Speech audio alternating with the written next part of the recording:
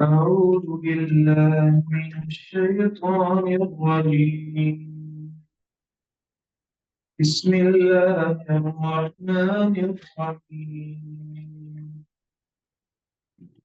والعاديات ضبحا فالموريات قدحا فالمغيرات صبحا فأثرن به نقعا ووسطن به جمعا إن الإنسان لربه لكنود وإنه على ذلك لشهيد وإنه لحب الخير لشديد أفلا يعلم إذا بعثر ما في القبور وحصل ما في الصدور إن ربهم بهم يومئذ لخبير.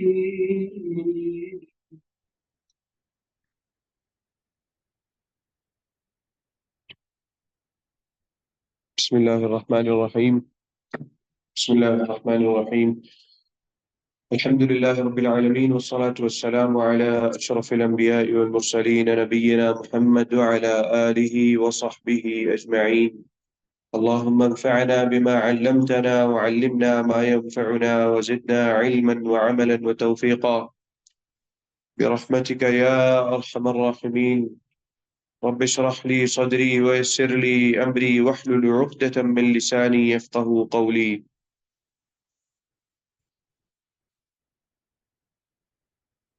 سورة العادیات نزول کے لحاظ سے مکی صورت ہے، یعنی کہ مکہ میں نازل ہوئی، یا یہ کہا جا سکتا ہے کہ ہجرت سے پہلے نازل کی گئی یہ صورت۔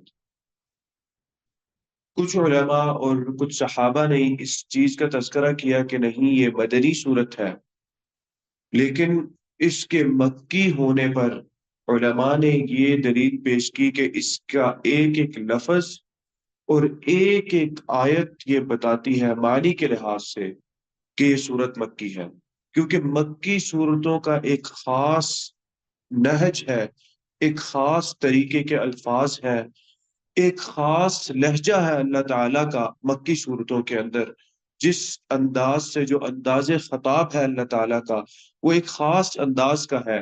اس سے پتہ چلتا ہے کہ یہ صورت مکی صورت ہی ہے، یعنی نبی اکرم صلی اللہ علیہ وسلم پر یہ صورت نازل ہوئی مکہ میں۔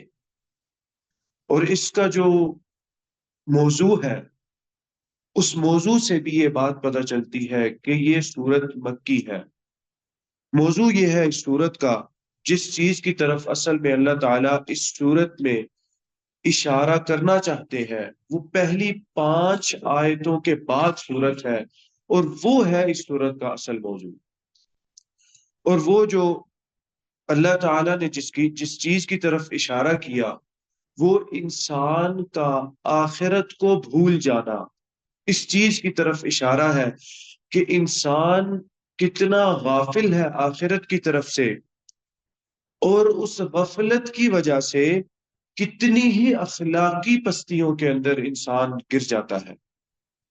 اصل موضوع اس صورت کا یہ ہے، آخرت کو بھلا دینا، غافل ہو جانا، اور اس غفلت کی وجہ سے، اس بھلا دینے کی وجہ سے انسان جو اخلاقی پستیوں کے اندر، جن اخلاقی پستیوں میں انسان گر جاتا ہے، اس چیز کے متعلق اللہ تعالیٰ بات کر رہے ہیں۔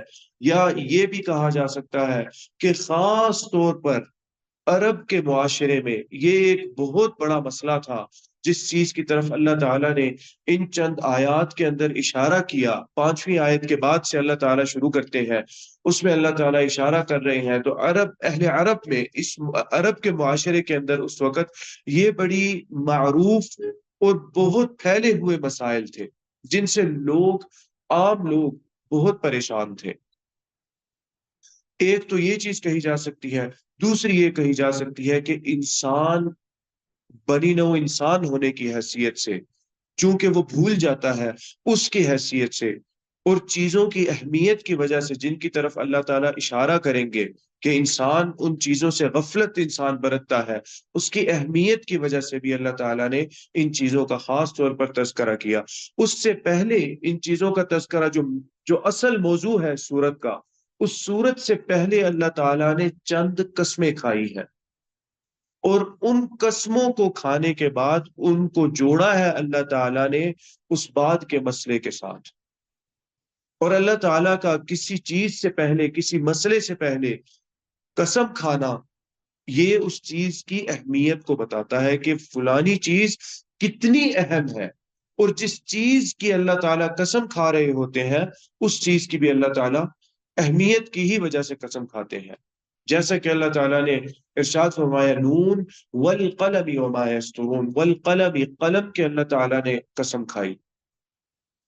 کافی ساری جگہوں پہ اللہ تعالیٰ نے قیامت کے دن کی قسم کھائی، اور بہت ساری چیزیں ہیں۔ اللہ تعالیٰ نے سورج کی قسم کھائی، اللہ تعالیٰ نے چاند کی قسم کھائی، اللہ تعالیٰ نے 10 ذوالحجہ کے جو پہلے 10 ذوالحجہ کے جو ایام ہیں ان کی قسم کھائی اللہ تعالیٰ نے۔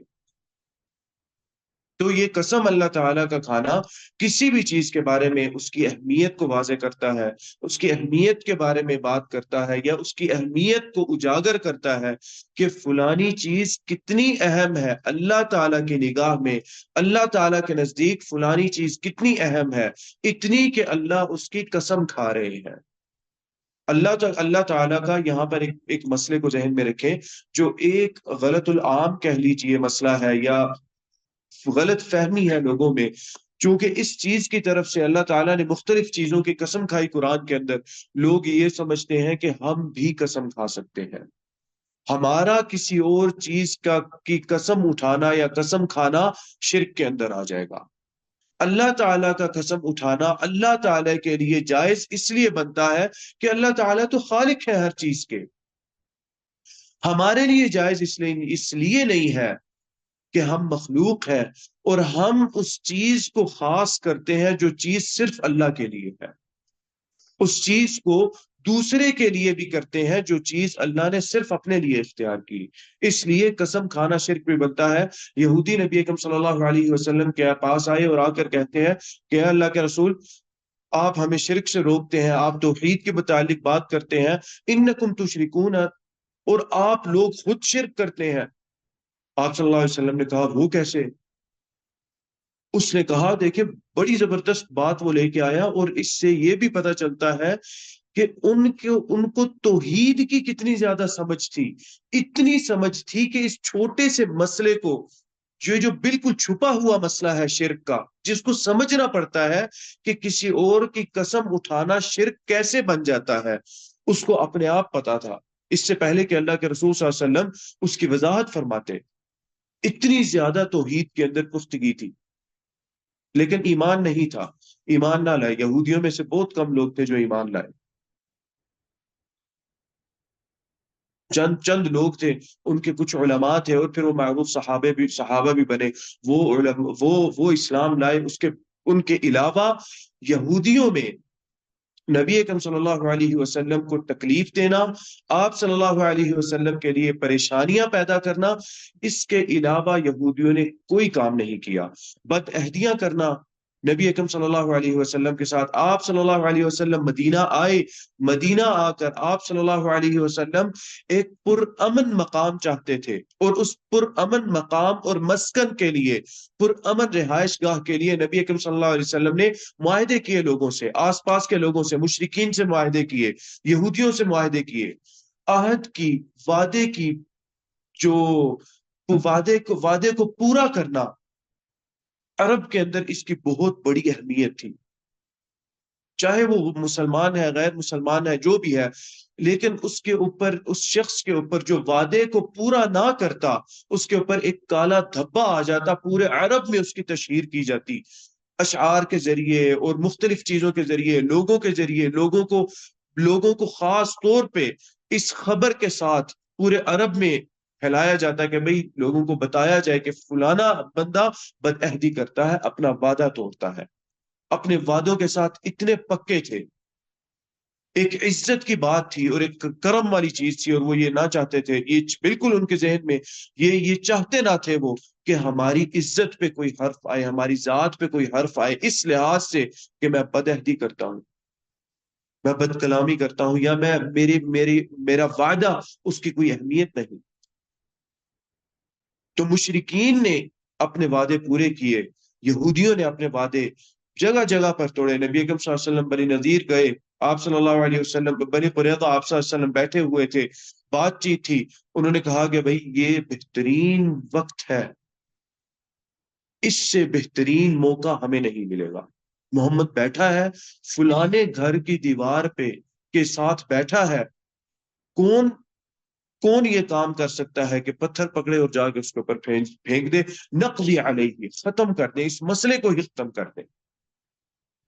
آپ صلی اللہ علیہ وسلم کو حضرت جبریل علیہ السلام کی طرف سے وحی آئی، بنی نذیر کا غالباً معاملہ ہے، بنی نذیر کے لوگوں نے یہ کام کیا تھا، آپ صلی اللہ علیہ وسلم کو وحی آئی، آپ صلی اللہ علیہ وسلم، اللہ کے رسول صلی اللہ علیہ وسلم یہاں سے چلے جائیں، یہ آپ کے خلاف آپ کو قتل کرنے کا جو ہے پلان کر رہے ہیں، ان کا ارادہ آپ کو قتل کرنے کا ہے۔ اس کے بعد مختلف بد عہدیاں، اس کے بعد منافقت کی جو اساس ہے وہ یہود ہے، یہودی ہے منافقت کے اساس۔ اٹھے ہی عبداللہ بن ابی اصل میں یہودی تھا، جس نے یہ بات میں کہا کہ جی میں مسلمان ہوں اور فلانا اور فلانا، اور پھر اپنے بندے چھوڑنا اور مساجد کے اندر اپنے بندوں کو رکھنا کہ بھائی دیکھو مسلمان کیا کر رہے ہیں، آج کیا ہو رہا ہے، کل کیا ہو رہا ہے، کیا بات چیت ہو رہی ہے، اس کے مطابق ہم اپنا پلان ان کے خلاف کیسے کریں گے۔ عہد میں لے کر نکل گئے، سخت ضرورت تھی مسلمانوں کو لشکر کی، لے کر نکل گئے۔ دیکھیں ضروری نہیں ہے کہ جتنے لوگ علیحدہ ہوئے وہ سارے ہی منافق تھے، کچھ لوگ فتنے کا بھی شکار بن جاتے ہیں، فتنے کا بھی شکار ہوتے ہیں، جیسا کہ حضرت عائشہ رضی اللہ تعالی عنہا کے بارے میں جو عفق کا مسئلہ ہے، کچھ صحابہ اس مسئلے کا شکار ہوئے۔ حسان بن ثابت رضی اللہ تعالی عنہ اتنے جلیل القدر صحابی ہے، اس کا شکار ہوئے۔ حضرت عائشہ کو شکایت تھی ان سے کہ حسان نے کیوں اس طرح کیا تھا۔ حضرت ابو بکر رضی اللہ تعالی عنہ ایک رشتہ دار ہی تھے ان کے، ان پر خرچ کیا کرتے تھے، یعنی وہ غریب تھے، فقیر تھے، ان پہ خرچ کیا کرتے تھے، مستح نام تھا ان کا۔ تو ان کی والدہ نے، انہوں نے حضرت عائشہ رضی اللہ تعالی عنہ کے یہ جو فتنہ تھا اس کے اندر وہ بھی آ گئے، اور انہوں نے بھی بات کی کہ ہاں اس طرح شاید ہو گیا ہو فلانا فلانا۔ تو ان کی والدہ حضرت عائشہ کے پاس آئیں تو انہوں نے اس طرح کے کچھ الفاظ ادا کیے کہ مستح ہلاک ہو یا مستح برباد ہو، کچھ اس طرح کے۔ تو حضرت عائشہ بولتی ہے کہ نہیں نہیں ہے، میں مستح ایسے الفاظ کیوں ادا کرتی ہے؟ انہوں نے کہا عائشہ تمہیں پتہ نہیں مستح نے کیا کہا؟ مستح نے عفق کے مسئلے میں یہ بات کہی۔ حضرت عائشہ رضی اللہ تعالی عنہ شدید روئی، اور وہ پہلی دفعہ تھا حضرت عائشہ کو پتا چلا کہ عفق کا مسئلہ میرے خلاف کھڑا ہوا ہے، اور یہ کافی دن ہو چکے تھے حضرت عائشہ کے خلاف بات چل رہی تھی۔ حضرت عائشہ کی سبحان اللہ معصومیت اتنی تھی کہ پتہ ہی نہیں، خبر ہی نہیں تھی کہ کیا چل رہا ہے، میرے خلاف کیا بات چل رہی ہے، اللہ کے رسول کیوں خفا ہے مجھ سے۔ یہ سب شروع کس نے کیا تھا؟ یہود تھے، یہودی تھے۔ صحابی لے کر آئے نبی اکرم صلی اللہ علیہ وسلم کی حضرت عائشہ رضی اللہ تعالی عنہ کو، اور فوراً یہ بات کہا جو ہو، یہ دیکھو یہ اکیلی کیوں آ رہی ہے اس کے ساتھ۔ اور حضرت عائشہ رضی اللہ تعالی عنہ کی اگر بات سنی جائے کہ کس طرح وہ آئے، انہوں نے کیا الفاظ ادا کیے، یعنی جب آپ صلی اللہ علیہ وسلم لشکر لے کر مدینہ جا رہے تھے اور وہ پیچھے چھوٹ گئی حضرت عائشہ رضی اللہ تعالی عنہ، کیونکہ وہ حضرت زینب کا غالباً ہار تھا جو انہوں نے پہن رکھا تھا، وہ حضرت اسما رضی اللہ تعالی عنہ کا، جو کہ ان کی بڑی بہن تھی، ان کا ہار تھا، وہ ہار گر گیا۔ قضاء حاجت کے لیے گئی لشکر سے دور ہو کر، قضاء حاجت کے لیے گئی، ہار گر گیا، وہاں پر واپس چلی گئی، ڈر گئی کہ ہار گر گیا ہے اور اس طرح فلانا فلانا، پیچھے سے لشکر چلا گیا۔ جب یہ آئی دیکھا لشکر چلا گیا ہے، گھبرائی، لیکن آپ صلی اللہ علیہ وسلم کا جو خطہ تھا، آپ صلی اللہ علیہ وسلم کا جو ارادہ پلان تھا، اس کا علم تھا کہ ایک بندہ لشکر کے پیچھے ضرور چل رہا ہوتا ہے، وہ گری پڑی چیزیں، گمشدہ چیزوں کو اٹھاتا ہوا ساتھ لے کر آتا ہے۔ اسی امید میں حضرت عائشہ سو گئی وہاں پر، اور جس طرح وہ آئے، انہوں نے آ کے حضرت عائشہ کو دیکھا، حضرت عائشہ نے اپنا چہرہ چھپا لیا، اور پھر انہوں نے اپنا اونٹ نیچے بٹھایا، بٹھا کے دور کھڑے ہو گئے، اور حضرت عائشہ بیٹھی۔ اس کے بعد اونٹ کی نکیل لے کر خود چلتے رہے۔ حضرت عائشہ رضی اللہ تعالی عنہ اونٹ پر تھی، ایک لفظ بات نہیں کی حضرت عائشہ رضی اللہ تعالی عنہ سے۔ حقیقت یہ تھی۔ اور اس کے بعد فتنہ جو برپا کیا، کون تھے؟ یہودی تھے وہ لوگ۔ فتنہ یہ برپا کیا کہ جی نعوذ باللہ ام المؤمنین عائشہ رضی اللہ تعالی عنہ یہ انہوں نے خیانت کی ہے آپ صلی اللہ علیہ وسلم کے حق میں۔ سخت تکلیف تھی، 40 دن کا ایام تھے۔ تمام لوگوں کو اس قصے کا پتہ ہے۔ شروعات کو کس نے کی؟ یہودیوں نے کی۔ تو یہ اس طرح کی چیزیں تھیں جن کو اللہ تعالیٰ نے اس طرح کی چھوٹی چھوٹی صورتوں کے اندر یا پھر مختلف بڑی صورتوں کے اندر ان بری عادات کا اور ان بری چیزوں کی طرف اللہ تعالیٰ نے اشارہ کیا۔ اور اس صورت کے اندر جس وجہ سے اللہ تعالیٰ اشارہ کر رہے ہیں، اللہ تعالیٰ یہ کہہ رہے ہیں کہ اس طرح کی چیز انسان سے صادر اس وجہ سے ہوتی ہے کیونکہ وہ آخرت سے غافل ہو جاتا ہے، آخرت کو وہ بھول جاتا ہے۔ جب وہ آخرت کو بھول گیا تو انسان اس کے بعد جو چاہے کرے۔ اور اس مسئلے کی اہمیت اتنی تھی کہ اللہ تعالیٰ نے نہایت اہم چیزوں کی قسم اللہ تعالیٰ نے اس صورت میں کھائی۔ اللہ تعالیٰ ارشاد فرماتے ہیں پہلی آیت کے اندر، اللہ تعالیٰ فرماتے ہیں وَالْعَادِيَاتِ ضَبْحًا، عادیات اس سے مراد ہے گزرنے والا۔ اور عادیات کو یہاں پر ایک معروف مفہوم ہے، معروف چیز ہے، وہ یہی ہے کہ اس سے مراد جنگی گھوڑے ہیں۔ وہ گھوڑے جو جنگ کے لیے تیار کھڑے ہوتے ہیں، ان گھوڑوں کی طرف اللہ تعالیٰ نے اشارہ کیا، اور اللہ تعالیٰ قسم کھا رہے ہیں۔ لفظ قسم کا کہاں پر ہے اس آیت کے اندر؟ اس آیت کے اندر قسم کا لفظ واو ہے، اور وہ اس کو واو القسم کہا جاتا ہے، اور یہ وہ قسم ہے جس کو عام طور پر اہل عرب استعمال کرتے ہیں، واللہ۔ اصل میں قسم اللہ کا لفظ قسم نہیں ہے واللہ کی جملے میں۔ اصل میں قسم واو کا جو حرف واو ہے وہ ہے حرف قسم، اور آگے اللہ یہ کہ اللہ کی قسم میں کھاتا ہوں، عہد اللہ کا ہے جو میں لیتا ہوں۔ یہاں پر چونکہ اللہ تعالیٰ خالق ہے، اس لیے اللہ تعالیٰ یہاں پر ان گھوڑوں کی قسم کھا رہے ہیں، اور اس سے ان کی اہمیت کا پتہ چلتا ہے۔ اور وہی چیز ہے، اللہ تعالیٰ نے یہ قسم کیوں کھائی، گھوڑوں کی طرف اشارہ کیوں کیا اللہ تعالیٰ نے اس صورت میں؟ اس وجہ سے اشارہ کیا، گھوڑوں کی اہل عرب کے اندر بہت اہمیت تھی، خاص طور پہ وہ گھوڑے جو جنگ کے لیے تیار کیے جاتے تھے، ان کی نہایت اہمیت تھی اہل عرب کے اندر۔ اس چیز کی طرف اللہ تعالیٰ نے اشارہ کیا، اور تاکہ لوگ بات سنیں، اچھا یہ بات ہو رہی ہے، عرب والے بات سنیں، اچھا یہ بہترین چیز کی قسم کھائی جا رہی ہے، کس لیے کھائی جا رہی ہے؟ اس کا مطلب اس کے بعد کی جو بات ہوگی، قسم کے بعد کی جو متعلق بالقسم ہے، جس کا تعلق ہے قسم کے ساتھ، وہ بات بھی نہایت اہم بات ہونے والی ہے۔ مختلف انداز سے، مختلف طریقوں سے اللہ تعالیٰ نے کفار کو، اور پھر مسلمان جو ہے جو غفلت میں ہیں، جس طرح بھی ہیں، ان کو یاد دہانی کے لیے اللہ تعالیٰ بار بار یاد دلاتے رہی۔ قرآن کی جو ہے وہ مختلف صورتیں ہیں، اس کے اندر مختلف انداز سے اللہ تعالیٰ مختلف انداز اختیار کر کے اللہ تعالیٰ سمجھاتے رہے۔ یہ بھی انداز اللہ تعالیٰ نے اختیار کیا سمجھانے کے لیے، والعادیات ضبحا، قسم ہے دوڑنے والوں کی، یعنی دوڑنے والے گھوڑوں کی، جو پھنکار کے دوڑتے ہیں، یعنی جو کس طرح دوڑتے ہیں، جب وہ دوڑتے ہیں تو ہانپتے ہیں، ان کے ہانپنے کی آواز آتی ہے۔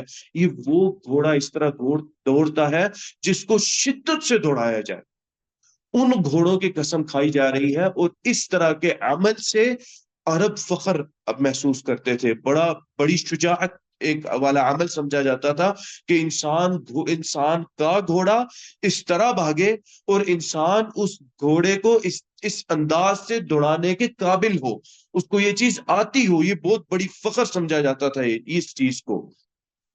بنو مخزوم قبیلہ تھا نبی اکرم صلی اللہ علیہ وسلم کے زمانے میں، معاملہ اس طرح تھا، یا اس وقت عرب میں عام طور پر ماحول ایسا تھا، انہوں نے سسٹم اس طرح بنا رکھا تھا کہ قبائل کے لیے کچھ کام مختص کر رکھے تھے کہ فلانا قبیلہ یہ کام کرے گا، فلانا یہ کرے گا، فلانا یہ کرے گا، فلانا یہ کرے گا، فلانا یہ کرے گا۔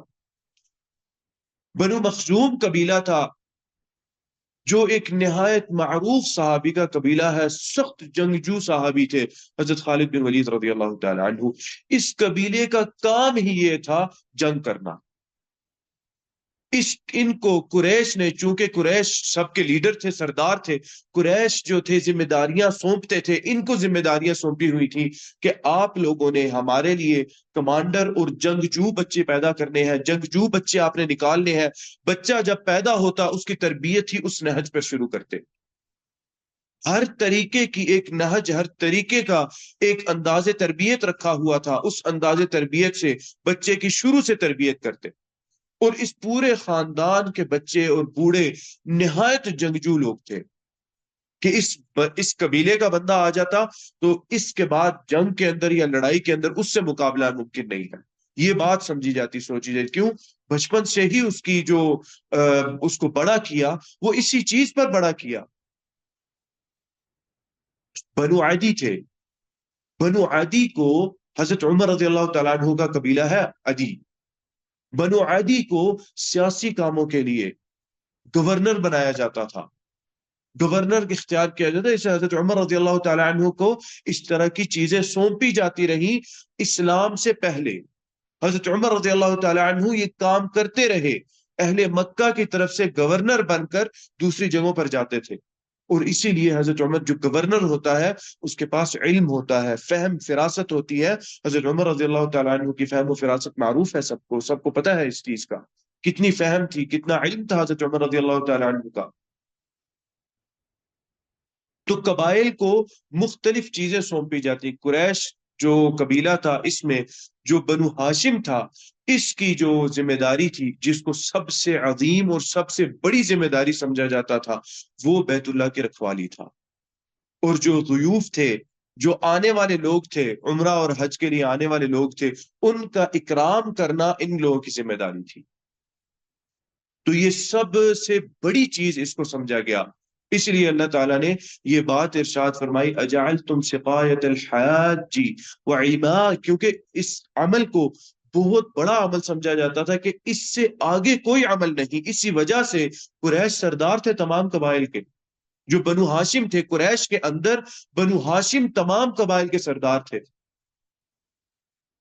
ابو طالب کو سردار بنایا گیا، مال نہیں تھا ابو طالب کے پاس، لیکن وہ سردار تھے، اور اس سرداری کی ہی وجہ سے آپ صلی اللہ علیہ وسلم کو بہت جگہوں پر ان کی حفاظت کرتے رہے ابو طالب، اور بچاتے رہے بہت ساری چیزوں پر۔ ابو طالب کی جو وفات تھی، قریش مکہ نے ان کے لیے بہت بڑی اپرچونٹی تھی، اور ان کے لیے بہت بڑا ایک چیز وہ سانحہ تھا کہ اچھا اب یہ ختم ہو گئی، یہ رکاوٹ ان کے لیے بہت بڑی رکاوٹ تھی۔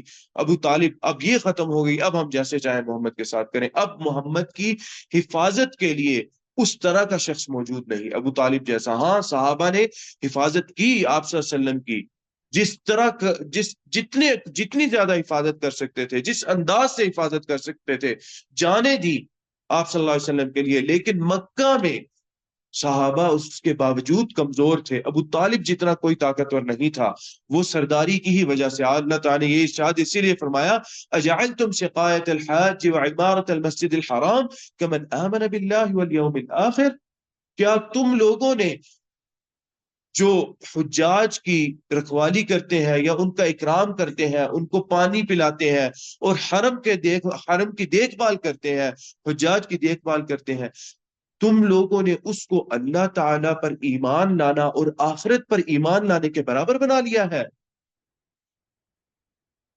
اسی لیے وہ یہ کہتے تھے کہ ہمیں آخرت پر ایمان کی ضرورت نہیں ہے، ہمارے پاس اس کے برابر کی چیزیں ہیں۔ تم لوگوں کے پاس اگر آخرت پر ایمان سب سے اہم ہے، ہمارے پاس اس سے برابر کی اور چیزیں ہیں۔ اس لیے اللہ تعالیٰ نے اس طرح کی چیزوں کا موضوع بنایا، ان کو مقصود کیا، اور ان چیزوں کو اختیار کیا اللہ تعالیٰ نے ان پر بات کرنے کے لیے۔ آخرت پر، جو اس صورت کا موضوع ہے، آخرت پر بات کی۔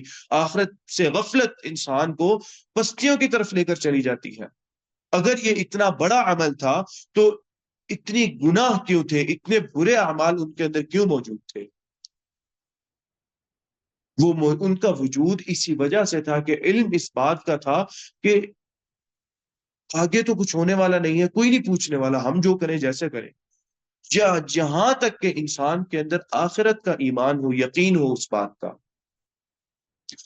تو اس چیز کی تاکید کے لیے اللہ تعالیٰ یہاں پر قسم کھا رہے ہیں، والعادیات ضبحا، قسم ہے ایسے دوڑنے والے گھوڑوں کی جو پھنکارتے ہوئے گزرتے ہیں، جن کی پھنکار انسان یا ہانپنا، اس کی آواز آتی ہے اور وہ اس آواز کے ساتھ تیزی سے گزر جاتے ہیں، ان گھوڑوں کی اللہ تعالیٰ قسم کھا رہے ہیں۔ آگے اللہ تعالیٰ ارشاد فرماتے ہیں فالموریات قدحا، اب یہ ایک اور صفت ہے انہی گھوڑوں کی جو پھنکارنے والے گھوڑے ہیں، جن کے ٹاپوں سے چنگاری نکلتی ہے، وہ اتنی زور سے اپنا پاؤں مارتے ہیں کہ اس سے چنگاری نکلتی ہے۔ یہ یہاں پر اس چیز کی قسم کھا رہے ہیں کہ قسم ہے ان گھوڑوں کی جن کے ٹاپوں سے چنگاریاں نکلتی ہیں۔ وہی چیز ہے، قسم اسی وجہ سے تھی کہ بڑا فخر والی چیز سمجھی جاتی تھی کہ میرا گھوڑا اور میری گھڑ سواری، میں اس طرح گھڑ سواری کرتا ہوں، میں یہ ہوں۔ تو اس چیز کی طرف اللہ تعالیٰ اشارہ دے کر بات ایک اور سمجھانا چاہ رہے تھے، تاکہ غیر مسلم بھی بات کو سنے کہ بھئی یہ کیسی بات ہے، یہ کیسے، کیونکہ الفاظ قریب کرتے تھے عرب کو، مانے یا نہ مانے، الفاظ کا بہت اثر تھا عرب پر، خاص طور پر کیونکہ جس انسان کے اندر شاعری کا اور ادب کا اور زبان کا ذوق موجود ہو، اس بندے کو الفاظ قریب کرتے ہیں، شہر زدہ کر دیتے ہیں الفاظ، اور پورا عرب اس چیز کے اندر، اس چیز کے اندر تھا کہ وہ شاعری کو اور الفاظ کو جانتے تھے، سمجھتے تھے، اور ادب کو پہچانتے تھے، اور اس چیز کی اہمیت تھی ان کے اندر، اس لیے اس طرح کے الفاظ کی طرف متوجہ ہو جاتے تھے۔ ابو جہل جیسے لوگ، امیہ بن خلف جیسے لوگ، ابو لہب جیسے لوگ، نبی اکرم صلی اللہ علیہ وسلم تلاوت ارشاد فرماتے، کعبے کے پاس جا کر تلاوت ارشاد فرماتے، اپنے گھر میں تلاوت ارشاد فرماتے، حضرت ابو بکر رضی اللہ تعالیٰ عنہ کے بارے میں بھی آتا ہے کہ تلاوت ارشاد فرماتے، تو یہ تمام لوگ جا کر رات میں اندھیرے میں تمام لوگ جا کر سنتے اس تلاوت کو، ان الفاظ کو، ان آیات کو چھپ کے سنتے، اور جب تلاوت ختم ہوتی واپس گھر جاتے، گھر جا رہے ہوتے تو ایک دوسرے سے ملاقات ہو جاتی، بھئی تم کیا کر رہے ہو اس وقت، یہ تو سونے کا وقت ہے، میری چھوڑو، تم کیا کر رہے ہو؟ تیسرا آ گیا، چوتھا آ گیا، یہ سرداروں کی بات ہو رہی ہے، سردار اس طرح چھپ چھپ کے سنا کرتے تھے قرآن کو، کیوں؟ الفاظ کا اثر تھا اور اس چیز کی اہمیت ان کے دل میں تھی، اسی لیے وہ ان الفاظ کا اثر اس کو قبول بھی کرتے تھے۔ بعد میں یہ بات کہتے کہ محمد کو سن رہے تھے، یا وہ قرآن کی تلاوت ہو رہی تھی اس تلاوت کو سن رہے تھے، عہد کرتے ایک دوسرے کے ساتھ کہ ہم کل اب نہیں آئیں گے، آئندہ یہ عمل نہیں کریں گے، اگلے روز پھر رات کو آئے ہوتے، سارے چھپ چھپ کر آتے، چھپ چھپ کے تلاوت سنتے، واپس جانے لگتے، واپس ایک دوسرے سے ملاقات ہو جاتی، کیوں آئے تھے؟ تلاوت سننے آیا ہوا تھا، وہ قرآن پڑھ رہے تھے، فلانا قرآن پڑھ رہا تھا، آواز آ رہی تھی، وہ سننے آئے تھے، اثر تھا الفاظ کا، سمجھتے تھے ان چیزوں کو، لیکن ایمان نہیں لائے نبی اکرم صلی اللہ علیہ وسلم پر، یہاں تک کہ آپ صلی اللہ علیہ وسلم نے یہ بھی کہا کہ قولوا لا الہ الا اللہ تفلحوا، فلاح پا جاؤ گے، لا الہ الا اللہ کہو فلاح پا جاؤ گے، تملک العرب والعجم، عرب اور عجم تمہارے تحت آ جائیں گے، یعنی جو بھی ایمان لانے والا ہے، پختہ ایمان، ایسا ایمان جیسا مقصود ہے اللہ تعالیٰ کو، مراد اس سے یہ ہے تملک العرب والعجم کہ اللہ تعالیٰ اونچائیاں عطا کریں گے، اللہ تعالیٰ عزتیں عطا کریں گے، عزت سب سے اہم چیز تھی نا ان کے اندر، تو اسی چیز کا تذکرہ کیا آپ صلی اللہ علیہ وسلم نے، تملک العرب والعجم، مختلف طریقوں سے، مختلف انداز سے آپ صلی اللہ علیہ وسلم کے ذریعے یا قرآن کے اندر مختلف انداز سے اللہ تعالیٰ بار بار سمجھاتے رہے، کہلاتے رہے۔ 13 سال نبی اکرم صلی اللہ علیہ وسلم نے مکے میں گزارے، سخت سال تھے آپ صلی اللہ علیہ وسلم کی زندگی کے، 40 کی عمر کے بعد 40 کی عمر تک تو آپ صلی اللہ علیہ وسلم کو عزت دیے رکھی، آپ صلی اللہ علیہ وسلم کو ایک مقام اور مرتبہ دیے رکھا، اور اس مقام اور مرتبے کو جانتے تھے، اس کا اقرار کرتے تھے، اس کو پہچانتے تھے۔ اس کے بعد آپ صلی اللہ علیہ وسلم نے نبوت کا اعلان کیا، تو نبوت کے اعلان کے بعد دشمنی کھڑی ہو گئی۔ شاید بات یہ تھی کہ یہ کل کا لڑکا ہمیں کیوں آ کے بات بتاتا ہے؟ ہمارے درمیان تو ابو لہب ہے، ابو جہل، بڑے بڑے سردار ہیں۔ ابو جہل تو اسلام کے بعد اس کا نام ابو جہل پڑا نا، اس کو تو ابو الحکم کہا کرتے تھے۔ اور ابو جہل اسلام کے بعد بھی مسلمان ہی صرف ابو جہل کہتے تھے، کفار تب بھی اس کو ابو الحکم کہتے تھے۔ لوگوں کے درمیان فیصلہ کرنے والا، عقل مند تھا، بے وقوف نہیں تھا، اسی لیے تو لوگوں نے نام رکھا تھا۔ عرب کے اندر یہ بات نہیں تھی کہ جس بندے کا جو مقام اور جو مرتبہ نہیں ہے اس کو وہ دیا جائے، عرب کے اندر یہ چیز نہیں تھی، اور اس کو وہ مقام اور مرتبہ اس معاشرے نے دیا۔ عرب کا سب سے بڑا قبیلہ قریش کا قبیلہ تھا، اس سے بڑا کوئی اور قبیلہ نہیں تھا، اور اس قبیلے نے اس کو ابو الحکم کا نام دیا تھا۔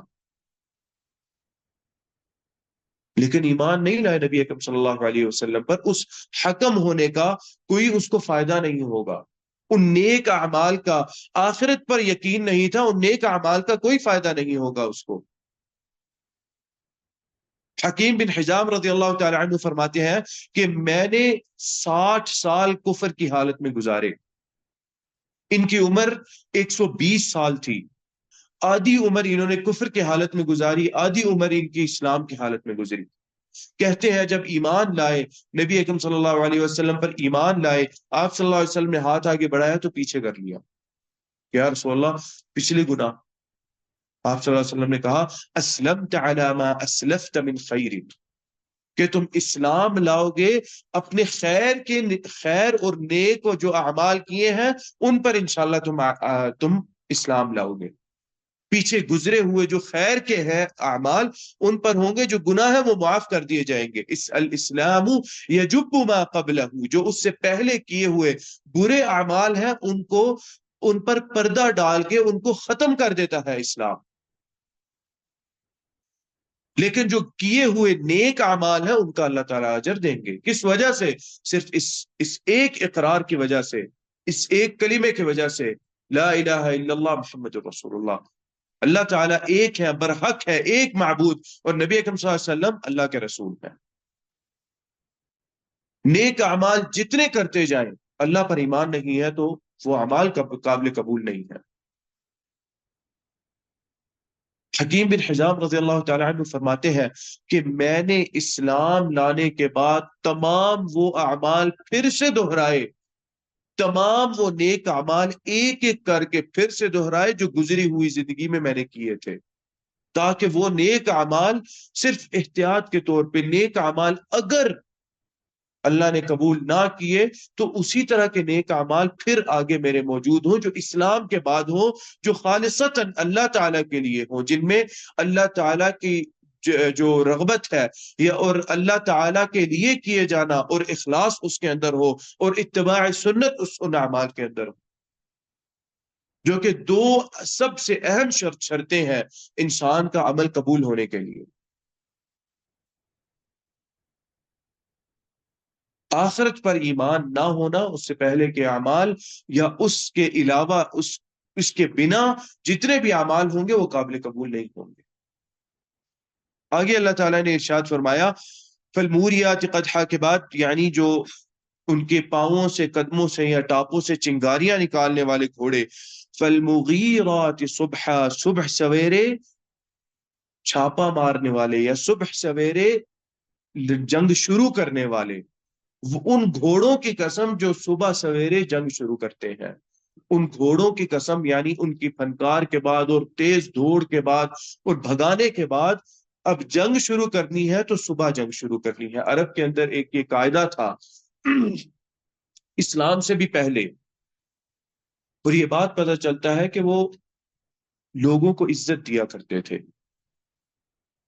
بے غیرت قسم کے لوگ نہیں تھے، باعزت لوگ تھے۔ اس لحاظ سے نبی اکرم صلی اللہ علیہ وسلم نے اس قاعدے کو قبول کیا، اور اسلام میں اس قاعدے کی اہمیت آپ صلی اللہ علیہ وسلم نے اس کو اجاگر کیا، اس پر اچھی طرح عمل کر کے۔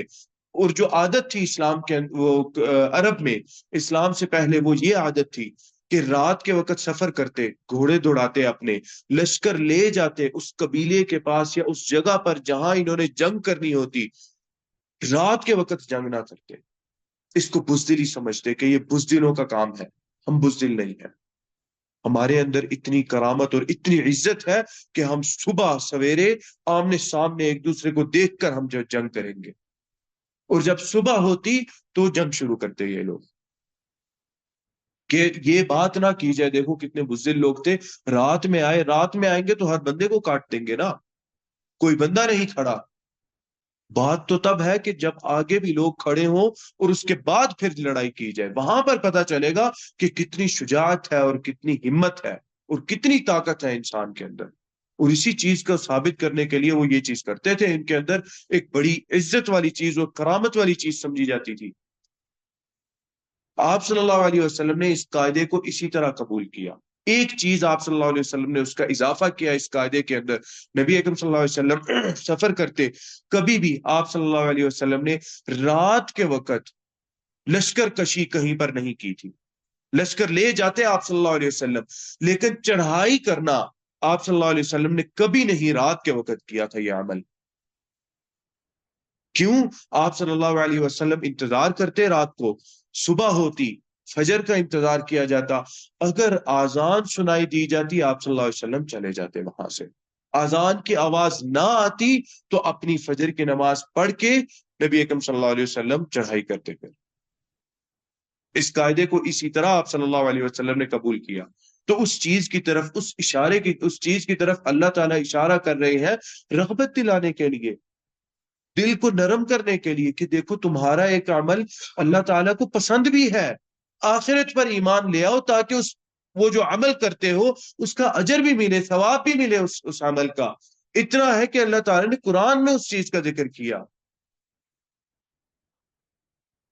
فالمغیرات صبحا، یعنی چڑھائی کرنے والے کس وقت؟ صبح کے وقت، صبح سویرے چڑھائی کرنے والے گھوڑے، ان کی قسم کھائی جا رہی ہے۔ اس کے بعد اللہ تعالیٰ، یہ وہی چیز ہے، یہ جو آپ صلی اللہ علیہ وسلم نے اس قاعدے کو پھر قبول کیا، اور یہاں پر پھر جہاد کے جو گھوڑے ہیں ان کی اہمیت اور فضیلت بھی ہے ان آیات کے اندر۔ حضرت ابو ہریرہ رضی اللہ تعالی عنہ سے ایک حدیث آتی ہے، اس میں فرماتے ہیں حضرت ابو ہریرہ کہ نبی اکرم صلی اللہ علیہ وسلم نے ارشاد فرمایا کہ گھوڑوں کے 3 حال ہوتے ہیں، 3 حالوں کے یا 3 قسموں کے گھوڑے ہیں، اور گھوڑے کا مالک ہے، گھوڑے کے مالک کے بھی 3 حالات ہیں۔ ایک حالت یہ ہے کہ گھوڑا اس مالک کے لیے باعث ثواب بنے گا، دوسری حالت یہ ہے کہ گھوڑا مالک کے لیے باعث معافی بنے گا، تیسری حالت یہ ہے کہ گھوڑا اس کے مالک کے لیے باعث عذاب بنے گا۔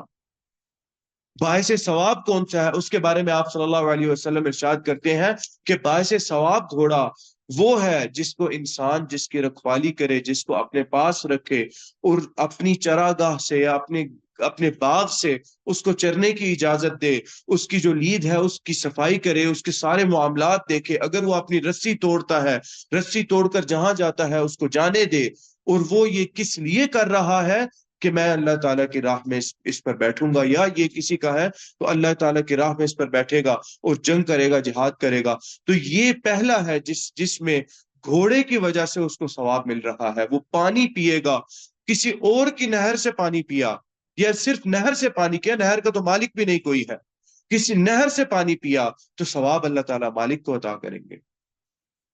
علماء نے، مفسرین نے یہ بات بھی ارشاد فرمائی، یہاں پر محدثین نے بھی یہ بات ارشاد فرمائی کہ اگر مالک کی نیت بھی نہیں ہے پانی پلانے کی گھوڑے کو، اس کے باوجود اللہ تعالیٰ اس کا اجر اس انسان کو دیتے ہیں۔ یعنی گھوڑے نے خود ہی رسی توڑ کر جا کے پانی پی لیا، اس کے باوجود اللہ تعالیٰ اس کو، کیوں؟ کیونکہ اس نے اسی چیز کے لیے، رکھوالی کے لیے گھوڑے کو رکھا ہے اپنے پاس، اور اس میں محنت ہے، اس کے اندر پیسہ خرچ ہونا ہے، قربانی ہے، اس کے اندر انسان کو قربانی دینی پڑتی ہے۔ اس کا خیال رکھنا ہے، رکھوالی کرنی ہے. تو یہ پہلا قسم کا ہے. دوسرا قسم کا یہ ہے کہ انسان گھوڑا اس وجہ سے اپنے پاس رکھے کہ میں کسی کے سامنے ہاتھ نہ پھیلاؤں. حدیث کے الفاظ ہے یہ، کسی کے سامنے مجھے ہاتھ نہ پھیلانا پڑے. اور اس کے بعد جو گھوڑے پر اللہ نے حق عائد کیا ہے انسان کے لیے کہ تمہارے اوپر گھوڑے کا یہ حقوق ہے، وہ حقوق بھی ادا کرے، تو اس کے لیے گھوڑا معافی کا باعث بنے گا، اس کے گناہوں کی معافی کا باعث بنے گا. جو پہلا شخص ہے وہ حقوق سے بڑھ کر اس کی رکھوالی کر رہا ہے، کیونکہ اس کو پتا ہے کہ اگر یہ اپنی اچھی حالت میں نہ ہوا تو یہ جہاد کے لیے نہیں جا سکتا. اس کو اچھی خوراک دینی ہے، اس کو اچھا رکھنا ہے، اس کے ساتھ اس کو جو ہے اس کی ایکسرسائز کروانی ہے، اس کو ایک خاص سٹیمنا پہ لے کر جانا ہے تاکہ اس پر جہاد کیا جا سکے. کمزور گھوڑے پر جہاد نہیں کیا جا سکتا.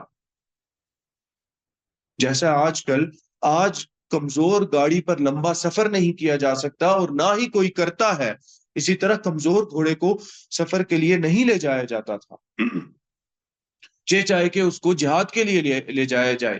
تو جہاد کے لیے اور جو لڑائی کے لیے گھوڑا ہوتا تھا اس کی تعلیم ہوتی تھی، اس کی تربیت ہوتی تھی، اس کی رکھوالی کی جاتی تھی.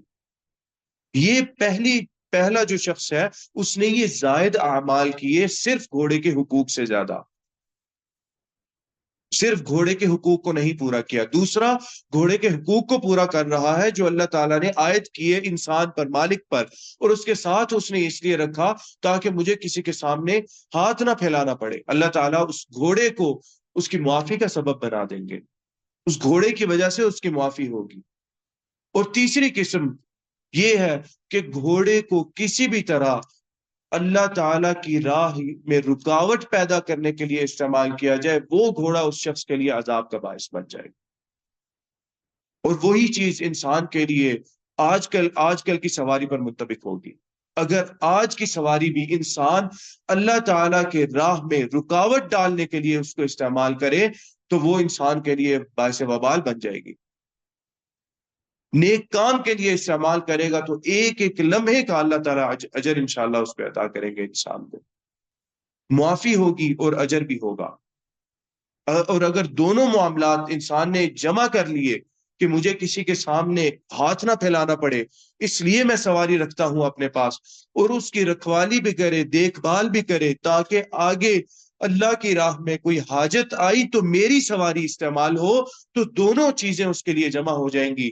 اللہ تعالیٰ کی معافی بھی جمع ہو جائے گی اور اللہ تعالیٰ کی جو رحمت ہے وہ بھی جمع ہو جائے گی اس کے لیے. دونوں چیزوں کو اللہ تعالیٰ اس کے لیے جمع کر دیں گے.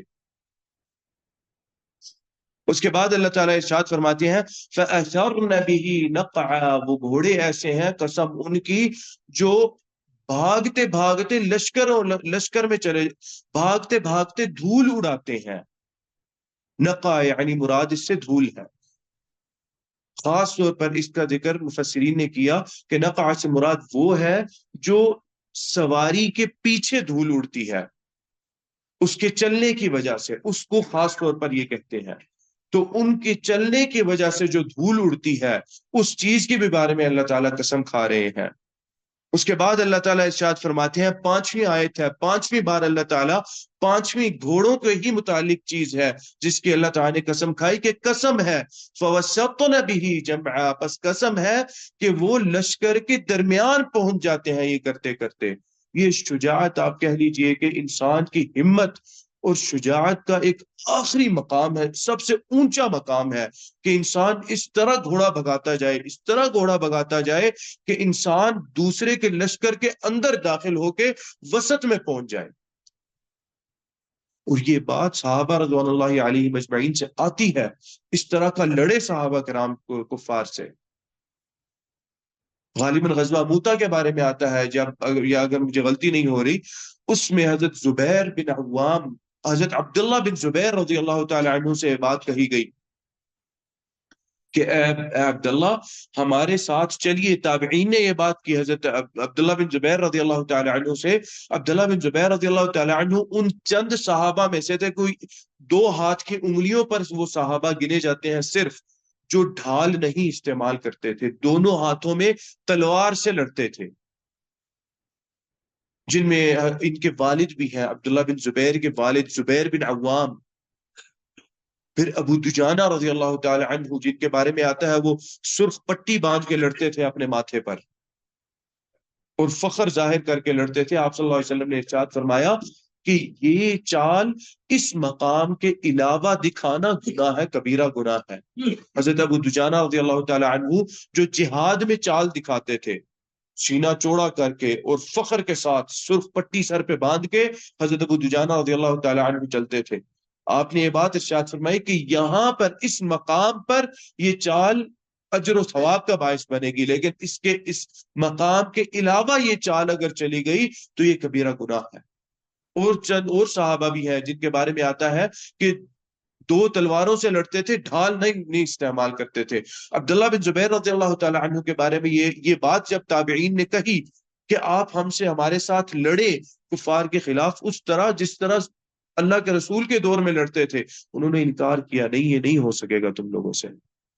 انہوں نے اصرار کیا نہیں کریں ہمارے ساتھ، پھر انکار کرتے ہیں، پھر کہتے ہیں کریں، کہتے ہیں چلو آؤ، کہتے ہیں لشکر کا سامنا کیا، کفار کے لشکر کا سامنا کیا، سامنے کھڑے ہوئے تھے اور لشکر کو کاٹتے ہوئے گئے، شروع کیا یہاں سے لشکر کو کاٹتے ہوئے گئے، اس کے آخر میں پہنچ گئے لشکر کے یہاں۔ یعنی مطلب یہ ہے کہ کتنی ہمت چاہیے تھی اس چیز کے لیے، اور کتنے لوگوں کو دائیں اور بائیں کاٹتے ہوئے اس طرف گئے تھے۔ جب واپس مڑے تو پیچھے کوئی بھی نہیں تھا، واپس مڑے تو وہاں سے واپس لشکر کو کاٹتے ہوئے آئے۔ یہ نہیں تھا کہ ادھر گئے اور ادھر سے آگے نکل گئے، ادھر گئے تو واپس مڑ گئے، پیچھے دیکھا کوئی بھی نہیں ہے، واپس لشکر کو پھر کاٹا اسی راستے سے، پھر لڑتے ہوئے دونوں طرف دائیں بائیں لڑتے ہوئے واپس آئے۔ واپس آ کے بولتے ہیں، کہتے کہاں تھے، کیا ہوا؟ اللہ کے رسول کے زمانے کی طرح نہیں لڑنا تھا۔ ہمت چاہیے ہوتی ہے اس طرح کی لڑائی کے لیے کہ انسان لشکر کے درمیان چلا جائے اپنے گھوڑے کے ساتھ۔ اس چیز کی اللہ تعالیٰ قسم کھا رہے ہیں، اور اس چیز کو وہی بات ہے کہ عرب بہت بڑا اعزاز سمجھتے تھے اور فخر سمجھتے تھے اس چیز کو، جو بندہ اس طرح لڑتا تھا اپنے دشمن کے ساتھ۔ اس چیز کی اللہ تعالیٰ نے قسم کھائی، فَوَسَطْنَ بِهِ جَمْعًا، کہ وہ لشکر کے یا گروہ کے درمیان پہنچ جاتے ہیں اپنے گھوڑے لے کر، جو دھوئیں چھوڑتے ہوئے جا رہے ہیں، جو غبار اڑاتے ہوئے جا رہے ہیں، اور اس رفتار سے جاتے ہیں، یعنی ڈر نہیں ہے ان کے دل کے اندر۔ ان گھوڑوں کی اللہ تعالیٰ قسم کھا رہے ہیں۔ اس چیز کی طرف کچھ علماء نے اشارہ کیا، یہاں پر اب کچھ اختلاف ہے چھوٹا سا، اور وہ اختلاف بیان کرنے کا سبب یہ ہے تاکہ ہمیں پتا ہو کہ اس مسئلے میں اختلاف ہے اور صحیح رائے کیا ہے۔ جو معروف اور مشہور چیز ہے ان آیات کے متعلق سورہ عادیات کی، کہ یہ جہاد کے متعلق ہیں آیات، اور وہ گھوڑے اور اللہ تعالیٰ کی راہ میں چلائے جانے والے گھوڑے اور اللہ تعالیٰ کی راہ میں ڈالے جانے والے گھوڑے، اور انسان کی اس طرح کی شجاعت اللہ تعالیٰ کی راہ میں، اس کے متعلق اللہ تعالیٰ بات کر رہے ہیں۔ اس کا اشارہ کچھ مفسرین نے دوسری طرف بھی دیا ہے، اور وہ یہ اشارہ دیا ہے کہ عرب کے اندر اسلام سے پہلے چھینا جھپٹی تھی، چوری ڈاکہ تھا، قبائل ایک دوسرے پر چڑھائی کرتے تھے، اور وہ اس انداز سے چڑھائی کرتے تھے۔ امن کہیں نہیں تھا، سکون کہیں نہیں تھا، راتیں شدید خوف میں راتیں گزرتی، اور یہ حقیقت ہے۔ تو کچھ علماء نے ان آیات کو اس چیز کی طرف کہا کہ ان آیات کا تعلق، ان گھوڑوں کا تعلق اللہ کے راہ میں گھوڑے نہیں ہے، ان کا تعلق وہ اس طرف ہے جو مال و متاع کے لیے چوری ڈاکے کرتے تھے۔ یہ نہیں ہے کہ اگر ایک قبیلے نے دوسرے قبیلے پر کیا تو جس نے کیا اس پر کبھی نہیں ہوتا تھا، اس پر بھی ہو جاتا تھا۔ اس سے طاقتور قبیلہ آتا تھا تو وہ اس قبیلے کو لوٹ جاتا تھا۔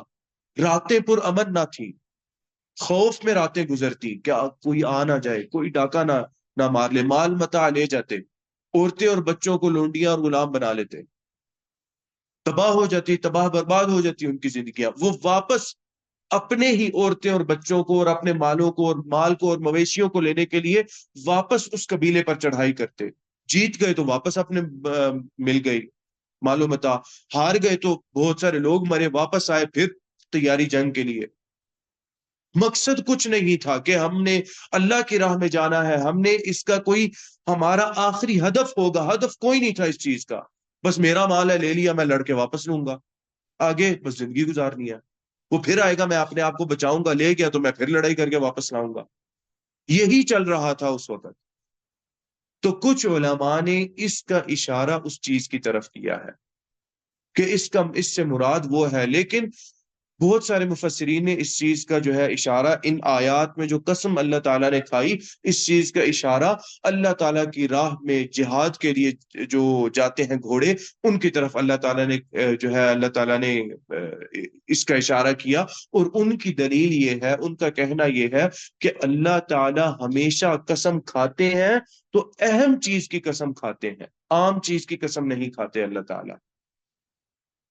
तो जिहाद में फी सबीलिल्लाह, अल्लाह की राह में जाते हुए जो घोड़े हैं वो बहुत अहम है इसके निस्बत ये डाकू चोरी वाले घोड़ों के। ये तो बड़े रजील किस्म के और ऐसे घोड़े जिनमें कोई इज्जत नहीं है, जिनमें कोई करामत नहीं है, ऐसे लोग हैं। तो ऐसी चीज के अल्लाह क्यों कसम खाएंगे कुरान में? कुरान में तो अल्लाह ताला बाइज्जत चीज की कसम खाते हैं। तो इसलिए उनकी दलील ये है कि यहाँ पर ये उन घोड़ों की तरफ इशारा है जो घोड़े जिहाद के लिए चलाए गए, जो घोड़े अल्लाह ताला की तरफ चलाए गए। और एक और भी चीज है, जिस चीज की तरफ आगे अल्लाह ताला बयान करना चाह रहे हैं, जिस चीज का बयान आगे अल्लाह ताला कर रहे हैं, वो चीज भी तो कितनी अहम है। तो उस चीज की अहमियत के लिए उसकी बराबर की अहमियत की भी तो कसम होनी चाहिए। कुरान के अंदर ऐसे ही रहा कि अल्लाह ताला आगे आखिरत का तज़किरा कर रहे हैं, आखिरत से गफलत, तो आखिरत का तज़किरा करने के लिए अल्लाह ताला इस तरह की कसम क्यों खाएंगे? ऐसे घोड़ों की कसम क्यों खाएंगे जो चोरी डाकों के लिए इस्तेमाल किए जाते हो घोड़े?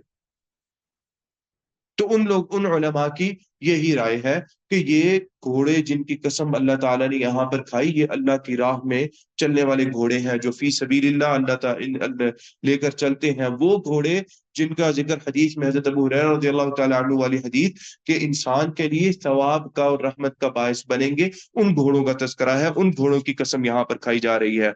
आगे अल्लाह ताला इरशाद फरमाते हैं, इन्नल इंसाना, इन्ना बेशक, अल इंसाना बेशक इंसान, लिरब्बिही लकनूद, निहायत अल्लाह ताला का निहायत ना शुक्रा है इंसान।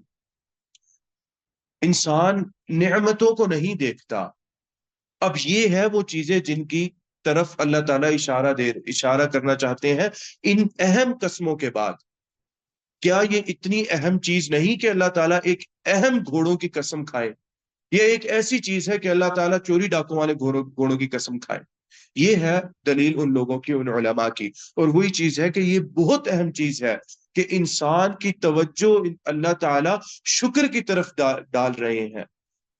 कनूद से मुराद ये है, उस आदमी को कहते हैं या उस आदमी की सिफत है जो सिर्फ मुसीबत का तज़किरा करे और अल्लाह ताला की नेमतों का तज़किरा ना करे। हकीकत ये है कि अल्लाह की नेमतों का तज़किरा करना शुरू करेंगे तो नेमतें अल्लाह ताला की वो खत्म नहीं होंगी, उनका बयान और उनका तज़किरा कभी खत्म नहीं होगा। लेकिन जो मुसीबतें हैं उस वो लिस्ट खत्म हो जाएगी। ये पक्की बात है कि इंसान अपनी मुसीबतों की लिस्ट बनाए और इंसान अपनी नेमतों की लिस्ट बनाए। मसला ये है कि हमें इल्म भी नहीं कि कौन कौन सी चीजों को हम नेमत गर्दानेंगे। हम अपना एक एक कदम उठाना नेमत है हमारे लिए। अल्लाह ताला चाहे अगला कदम उठाने से पहले हमारी जिंदगी चली जाए, क्या ये नेमत नहीं है?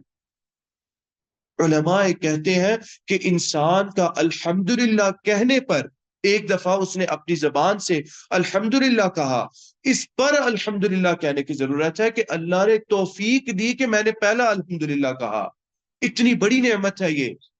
हमने कभी इस चीज का जो है सोचा कि मैं अल्हम्दुलिल्लाह कहता हूँ, ये अल्लाह ताला की इतनी बड़ी नेमत है, मैं अल्हम्दुलिल्लाह कहता हूँ। कितने लोग ऐसे हैं अल्हम्दुलिल्लाह उनकी जबान से गुजरा नहीं, पता ही नहीं कि हमने यार अल्हम्दुलिल्लाह का भी जिक्र करना है, अल्हम्दुलिल्लाह का तज़किरा करना है। अल्लाह की नेमत का जिक्र करते हुए, बयान करते हुए, अल्लाह की नेमत बयान करते हुए मैंने अल्हम्दुलिल्लाह बोलना है। या मुसीबत आई मैंने तब भी अल्हम्दुलिल्लाह बोलना है। अल्लाह पर अकीदा और यकीन पुख्ता होना, उसका अलग अजर मिलेगा कि मुसीबत है उसके बावजूद मेरा बंदा अल्हम्दुलिल्लाह बोलता है। یہ وہ ہے حدیث جس کے بارے میں اللہ تعالیٰ نے ارشاد فرمایا کہ مومن کا ہر عمل خیر ہے. ان اصابہ سراء شکر فکان خیر اللہ، اگر آسانی پہنچی تو شکریہ اللہ کا ادا کرتا ہے اور وہ اس کے لیے خیر ہے. وَإِنْ أَصَابَهُ ضَرَّاءَ صَبَرَ، یا پھر حمید فصبر، اگر مصیبت یا پریشانی پہنچی تو حمد اللہ تعالیٰ کی اور اس کے بعد صبر کیا، فکان خیر اللہ، تو وہ بھی اس کے لیے خیر ہے. یعنی مومن کا معاملہ اچھائی ہو برائی ہو خیر ہی خیر ہے، لیکن یہ خیر ہمارے عمل پر مبنی کرتی ہے. ہمارا عمل کیا ہے؟ ہم پریشانی میں اللہ کی ناشکری کرتے ہیں تو خیر نہیں ہوگا. اس لیے شکر اللہ تعالیٰ سکھاتے ہیں ہمیں، بار بار اس چیز کا ذکر اللہ تعالیٰ کرتے ہیں. اللہ تعالیٰ سے دعا ہے کہ اللہ تعالیٰ نے جو کہا اور سنا اللہ تعالیٰ اس پر عمل کرنے کی توفیق عطا فرمائے. ان آیات کو انشاءاللہ یہ آگے اور آیات ہیں، کچھ چھ اور آیتیں ہیں، انشاءاللہ ان کو تفصیل سے اگلے جمعے کو انشاءاللہ پڑھیں گے. قد قلت ما قلت صوابا فمن اللہ وإن خطأ فمني والشيطان واستغفر الله انه كان غفارا. بسم الله الرحمن الرحيم الحمد لله رب العالمين الرحمن الرحيم مالك يوم الدين إياك نعبد وإياك نستعين اهدنا الصراط المستقيم صراط الذين أنعمت عليهم غير المغضوب عليهم ولا الضالين آمين. ربنا آتنا في الدنيا حسنة وفي الآخرة حسنة وقنا عذاب النار. اللهم اغفر لنا ما قدمنا وما أخرنا وما أسررنا وما أعلنا وما أنت أعلم به منا، أنت المقدم وأنت المؤخر، لا إله إلا أنت. ربنا آتنا في الدنيا حسنة وفي الآخرة حسنة وقنا عذاب النار. اللهم انصر إخواننا المسلمين في كل مكان، اللهم انصرهم على عدوك وعدوهم، اللهم انصرهم على عدوك وعدوهم، اللهم انصر أهل فلسطين، اللهم انصرهم على عدوك وعدوهم. رب ارحمهما كما ربياني صغيرا، رب ارحمهما كما ربياني صغيرا، رب ارحمهما كما ربياني صغيرا. ربنا تقبل منا إنك أنت السميع العليم وتب علينا إنك أنت التواب الرحيم. وصل اللهم وسلم على نبينا محمد وعلى آله وصحبه أجمعين.